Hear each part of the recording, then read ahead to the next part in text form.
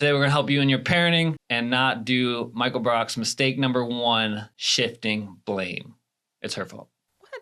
What?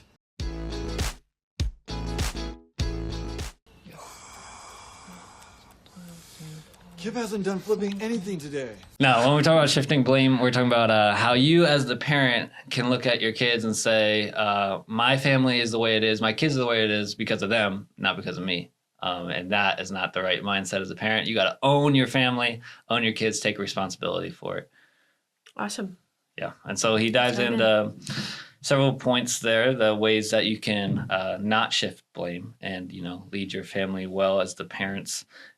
Is first point is you behave like you want your children to behave is your action step.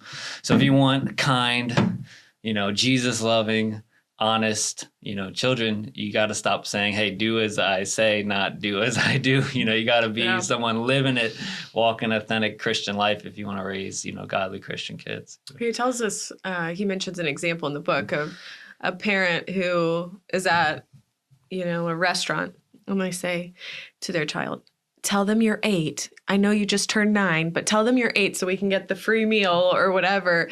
And he makes the point that child's not growing up with a strong value on honesty and integrity because they're watching their parent say, oh, well, it's okay. Just lie right now here. And we act like that's not going to translate to the rest of our lives. Not to say that's not tempting, though. We just went up to the NCAA wrestling to watch my brother, wrestle in the national championship. And we had to pay $70 at some points for a ticket for our 2-year-old. But if they're under 2, which we could have lied and done that, we could have saved so much money. So not to say it's not tempting, but we still did what was right. Yeah. And I just think our kids are absorbing so much, especially at a young age, but then also our teenagers, our middle schoolers, the whole spectrum, our adult children. I know I see the way my parents interact and I'm impacted by what they're doing as an adult. So how much more are our kids in the home seeing these things? And it's interesting because I feel like for us, our kids are so young that, there's that transition point from baby and toddler into understanding more of what you're saying and realizing they'll ask me questions later and I'm like, how did you know that that's what we were talking about, And so you just want to be really aware because, thankfully we're not saying something that we shouldn't, but just knowing they're going to start to be processing some things that we're talking about. Yeah, there's that phrase that more is caught than taught. And that's very true. A lot of times, they pick up on more of what you do than what you say. Well, our driving, let's be honest. If we're driving as parents and we are, we're angry, if someone cuts us off or we can't get over, they see that. And, texting and driving, things like that. They're small things, but they're going to look at how we do this. Yeah. And how do you speak at home, your words, how do you respond to situations, what words you use? Are you a complainer? You'll create complaining children, all that type of stuff. How do we speak to each other as husband and wife? If I'm respectful and kind to you, it's more likely our kids will speak kind and respectfully to you and stuff like that. My kids, they'll call me Daddy Superman and stuff like that. Why? Because Mary calls me Superman, which is so great, and so just stuff like that. I try to, whatever meal you make, which you make fantastic meals, but I try to, always speak kindly of what you made and tell you thank you. And, our kids are way more likely to do that. The same thing if I do that. So I do think it's so precious how they do that. And you're right. You've led the way in establishing that. And so they're not even having to think about that. That's just something they do is they thank me for the food. Or my Benaiah he'll say, you're so beautiful, Mom. And I'll see him say that to Gally, his sister. Gal, you are so beautiful. You look so pretty today and things like that. And he doesn't even realize that he's being taught to be gentle in his words to women just by being raised and seeing you interact with me. And so I think that's really cool. Something I was hearing actually last night in a podcast, they were talking about the way we deal with criticism from our spouse and how a lot of times we'll get defensive, we'll get angry, and we'll up the ante and maybe criticize back. And they were saying that your children learn how to deal with criticism by the way you deal with criticism. And so, you know, this whole behave how you want your children to behave, I think it's pretty incredible that there are things that our kids could just do naturally because we as a family do them. And that they could become adults who, if you and I learn how to argue well, that we when we have a disagreement or something that, you know, there are moments that we need to talk to each other about something the other one has missed. Figuring out how to not just lose it or criticize back, but really have a dialogue about it in a peaceful way, that will bless our children, and they'll just learn that from us. And that doesn't mean that they're never going to struggle there, but that they already have the tools that they don't even realize. Like we talk about reading our Bibles and things like that. When we see our parents do it, it kind of naturally, it's just like, oh yeah, this is something I should be doing. And this is something mom and dad value. You know, maybe I should value that too. You know, if your kids only see you get excited about football, you know, they're going to love football. But they see you get excited about Jesus and worship, and you play worship music in the house and you love praising God, you know, they're like, you know, they'll worship too. And our kids will jump on the couch and sing songs of Jesus because they know mom and dad love worship, and that, you know, and they're at church a lot. So they see that a lot. And then, but that actually is a good point. What you brought up right there too is what's our attitude toward church? You know, as Christians, we know the value of church, but I think sometimes we don't realize we'll say negative things, and I'm not saying there's not a time and a place that something needs to be discussed, because you might hear something in a message or it doesn't even have to be at your church. There just may be things that happen specifically that you need to process. But just know, you know, if you're like, oh, go to church, honey, I don't really want to do that today. You know, it's so tempting to fight on the way to church all the time. You know, you're stressed, you're trying to look nice, you're trying to get there on time, you know, all that. And then your kids associate with church with fighting, you know. Yes. So or on top of that they don't even think church is valuable. Are we like, no, we're going to go to church. We're in Philadelphia and we've got our little kids and we don't know the area and we're trying to find a church on Sunday, but we also need to be at the airport. It would have been so easy to just be like, we're going to not today. But we made a decision as a family that church is going to be a priority to us. And it ended up being such a blessing. Did we walk in late? Oh yeah. But did we show up? Yes. And so we were like 30 minutes late, but we went. Made it to church. Yes. And so I think that that's something like as a family that, and especially we're the parents, like we get to establish family culture. And if this is an area that, you know, you're realizing like, oh man, I'm missing it. And aren't we all in some ways, you know, realizing as you hear your kids talking like, oh, they're saying that because they've heard me say that or something like that. What a great opportunity to repent, to ask God for help, and then to talk to your kids and say, honestly, hey, mom has been missing it. I've been getting frustrated when X, Y, or Z happens, and I'm just not as calm in my approach or whatever the thing may be, and say, please forgive me. And I want to change my actions. Like I want to walk that out differently. And then do it. So that I think is a big thing. Action step 2 on you know, taking responsibility, not shifting blame, is be the authority.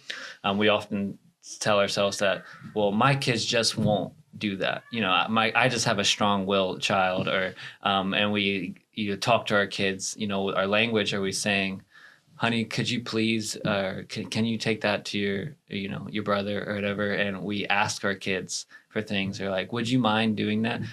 You know, especially when your kids are home, and especially if they're little, like you be the authority. You know, you give commands like, no, take that to your brother right now. You know, and so, you know, like, are you the authority in your home, or do you ask your kids for permission? You know, who's in charge? Yes. And I do think, of course, there's room to find out what your children want at times, but what's your norm and what does that look like? And I think it's so easy because you want them to want to do it, but at a certain point, sometimes the wanting follows the action. And so sometimes there needs to be some training there. Simple things like, we're going to bring mom our plate, and we're going to take it to the sink, or then you're going to get the towel and you're going to wipe off your area of the table. And just, we're not going to say, can you? But hey, here's the towel, and this is what you need to do. Yeah, because you're teaching your kids that, authority is a good thing and obedience is a good thing, and that life does not revolve around you. You are not the center of the universe. You have to listen to people and things like that, and that helps their relationship with God now and in the future too. And it just kind of builds in that discipline, and that ultimately, Dad loves. Is it discipline, duty, discipline, delight, or something like Desire, that? discipline. Desire. Thank you. Desire, discipline, delight. And that as we build these disciplines, and we can as parents, especially with young children, but regardless, if your kids are in the home, you can still do this. Of course, it looks different once they're out of the home, but you're the authority and you can help them and understand that you are not burdening your children, but you are setting them up for a lifetime of success by having developed these disciplines. I'm so thankful that I learned that Bible reading is not just a negotiable part of my life. It's a daily discipline. But that started when I was at home, and I knew my parents had daily devotions as well. I would see them reading their Bible at times. Like often my dad would be up before I ever woke up, but I would still see the remnant of like, oh, there's his journal, there's his Bible, things like that. I would know that. And my mom was reading her Bible. And so seeing that, I don't even realize sometimes just all the training that went in there, but actually it's just kind of a reflex of, did I read my Bible today? And so that applies in other ways as well. Yeah. Next action step is to stop nitpicking. And what I think part of what he was saying there was like, especially for moms, is whoever stays at home with the kids can struggle with being nitpicky and like bitter towards your kids, because your goal is to keep the house looking nice, and the children's goal, it seems like, is to destroy the house. And so yes. not nitpicking with them, speaking life into them, being consistent, and not just being angry about the little things about them being children and making messes, but like, are they obeying you or are they not? That's what the real issue is. Yeah, I think too, with the nitpicking, something that helps me is not having quite as many items, because I think it can get frustrating if you're looking around and you're like, this is dumped out and that's dumped out and the couch cushions are taken off and the this and the that. And it doesn't mean you can't have toys, but if I've realized that if I am stressed out purely because of the toys, like if I'm frustrated at my children because of the toys, then something with the toys needs to be changed. I don't care if I think that X toy is actually really cute and cool. If it's becoming a constant stressor for me, either we're getting rid of it, we're giving it to Goodwill, or we can put it away for later and a time. Like we have the Polly Pockets, but we do not have Polly Pockets where our kids can get them, because I'm thinking, oh, one day it'll be so fun to play with Gal with like the Polly Pockets. 1,000 tiny little pieces. Yes, but the Polly Pockets are not where people can get them, and they're up high, and we know that. And also things like we mentioned, the couch cushions. We just now have a rule, like you don't take the couch cushions off, or that there's going to be a discipline for that. And so helping with that, and this is just practical tip, but before we get out the next thing, we clean up the last thing. So I don't end up with 8 piles, and my kids have to take responsibility to help clean up. Our 1-year-old, he is 16 months old, and he can put Magna-Tiles in a bag. He can put Legos in a bag, or he can put little stuffed animals in the basket. And there are places things go, and he knows how to put them away. He carries his little stack of clothes and pulls out his clothes box and puts them in there and even pushes it back under the bed. It's the cutest thing. And he's 16 months old, and really he's been doing that for a little while. And so he wants to do that because he sees his siblings doing that. But just this, it's not all on the mom to clean it up. And then if you're like me, I'm a firstborn, so there's definitely that little desire for perfection. And so we'll have our kids make their bed. And I am learning that I want my kids to make their bed. This is an important thing that they can do this. I help them, but I don't spread out every wrinkle every time, there are moments where I'll say, okay, well, let's work on that and get that a little bit smoother, where you can tell that they're really trying, but it's okay. Like when they're doing it themselves, champion that, be excited about that, and know if you're making it intense, it's going to be a problem. So anyway, the nitpicking, I just so relate to that. Obviously, like you're saying, the person staying at home, of course, that's relatable. But you can also get outside Yeah. and have pauses where you don't feel like you're constantly like, oh my goodness, this is out, that's out, everything's out. What do I do? And That's huge. Next action step is to prioritize your marriage, because yes, because leadership flows from top down in your home, and if your marriage is struggling, your parenting is going to struggle. We experience that all the time. Whenever we're having a little tiff, a little riffle in our marriage, man, my attitude goes down. I'm way more quick to get angry with the kids. I'm a lot more just like depressed and withdrawn. Yeah. And if you have a healthy, vibrant, life-giving marriage, it just overflows on your children. It's so much easier to be positive about them. You're just a lot more chill, happy. You're not as irritable because things between you and your boo are going great. And so you got to prioritize marriage, go on dates, spend time with each other. And one of the things they talked about, when you come home from work, take like 5-10 minutes and just have some couch time and just talk together before you do the thousands things your kids want you to do. Let them know, hey, my spouse matters to me. Let's connect first, and then spend time with you. That's just one way you can have like a little mini date before you continue with the rest of your day. Yeah, I agree. I think that's so true that when we're having a disagreement, I feel like I'm not delighting as much in our kids. Mm-hmm. And we still obviously love them and we're trying to be engaged, but it's almost just like you're feeling the weight of that.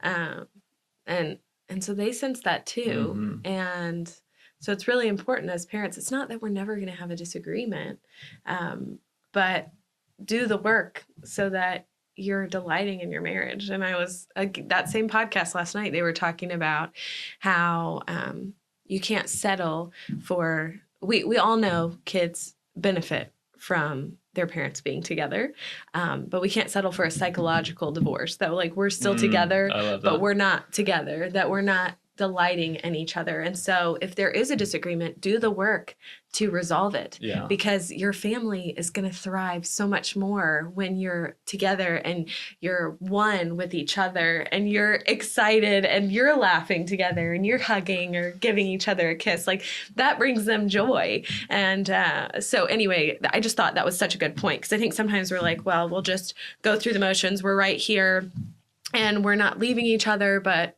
we'll just keep going, when really, no, that's not what's best for your kids either. And it's not what's best for you. Mm-hmm. Look at you and your spouse and understand, you're a team, and God wants you to win, and a psychological divorce is not winning. Yeah, and that leads into the next action step. Show your children that mom and dad like each other, and if you're having a psychological divorce, if we're just roommates, we're just dorm buddies, we just are business partners, but there's no romance, no love, that's so dead, that's so dry, and your children will experience that and feel that. And so, make sure you're making eyes at each other, making romantic comments, dancing in the kitchen, holding hands, cuddling, massaging, all those love things, let your kids see that mom and dad delight in each other, they value each other, and that will give them that sense of security and love too.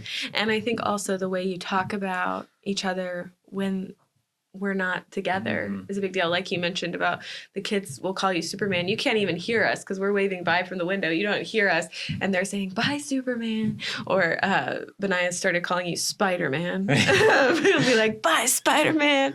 But you are the superhero. Jesus first. But then Tanner, you are our superhero in the family. And that's important. And if I spoke negatively of you and I'm downing you in my words, not only are our kids going to pick that up, but our sons are going to internalize that about who they are as men. And so we just want to be really careful as wives. How are we talking about our husbands? If there's something we disagree with, work that out with your spouse. You don't need, when they leave, to be like, yeah, Johnny, your dad today, ooh, he really missed it, or something like that, and I don't want you to do that to me either. I want you to be building me up with our children, and so that's just really important. And I don't want our daughter to get married one day and to think that she can just speak unkindly to her husband. I want to have modeled for her, no, champion him to your children because he is so awesome. And anyway, obviously I think you're amazing and I appreciate all of that. So much. But I want that for our kids. And the last one is to present a united front to your kids, that mom and dad are united, we're together, we agree on these things. And that's, prioritizing marriage, showing them you like each other all blends into united front, because if you're not doing good together, it's so easy to start like allowing your kids to come in between you and taking sides and all types of things. Like you want, and your disagreements bleed into your parenting. And so if you keep that marriage strong, it'll help you be united. And, when you do have arguments, most of them should be just between the two of you and not in front of your kids and really watching what you say. And, if I decide, something for the children and my wife disagrees, her not disagreeing, right in front of them, but then say, hey, honey, can I talk to you for a second? And I was like talking about it back here. So actually, this is what I mean. this is what we have decided, but it's not mom made me do this. This is we. This is what we have decided. This is us. Yeah. And then as we do things, and I'm not saying I'm perfect at this 100% of the time, but I do think I'm getting better, that if we're doing something that maybe I don't want to do, that I don't then say to the kids, well, your dad said we have to do this. Or like, dad made us. And I'm not saying I've never done that. That's why he's laughing. But actually, I do think I've gotten better, a lot better as I'm thinking about it. And just trying to have a good attitude, even if you're not like this, like, let's say we're picking what we're going to do on a weekend together as a family. And it's not the thing that I wanted.